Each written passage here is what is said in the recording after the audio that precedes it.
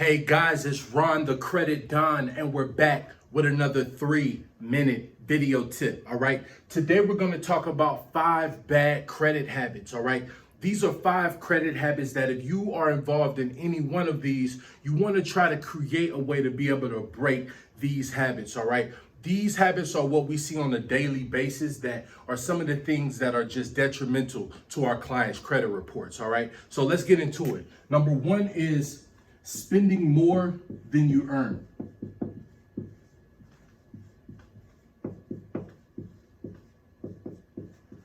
All right, so if you sit down and you do a complete budget and you look at your expenses on a monthly basis and you look at your income, you want to be able to be honest with yourself and see, hey, am I living above my means or am I living below my means? Number 2 is paying bills on credit cards.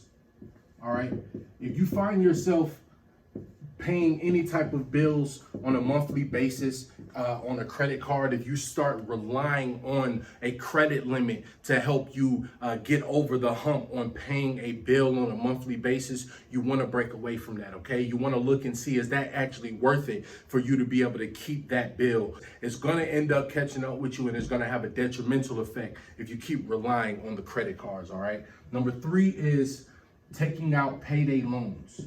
All right, taking out payday loans. If you see that each month or every so often you have to go and take out a $300 or $400 or $500 payday loan to be able to get you through some type of mishap or unexpected expense, you want to be able to make sure you create some type of savings account to be able to get you over the hump and not relying on high interest rate payday loans. All right.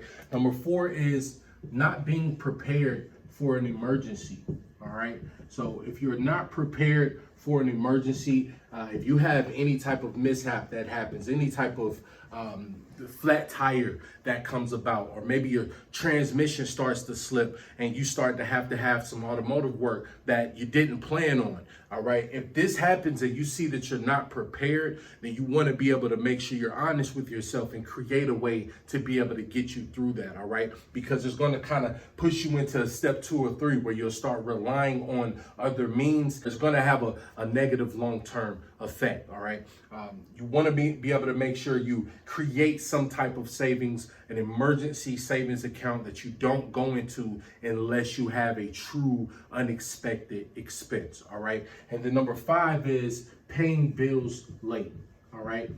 If you're paying any of your bills, if you're relying on the company to give you a payment arrangement, or if you're looking for this company to move your payment date, or if you're just paying late fee after late fee after late fee because you have to be able to pay it on a certain day where it's convenient for you and your paycheck, then you want to be able to see, is it worth it? Because I'm pushing myself to the limit and I'm spending more than I need to. And you want to be able to get control of that. Getting control of that is being able to save at least 20% of your income. Okay, whatever you're bringing in, try to be able to decrease your overhead and spend a lot less so you can be able to pay your bills on time. All right.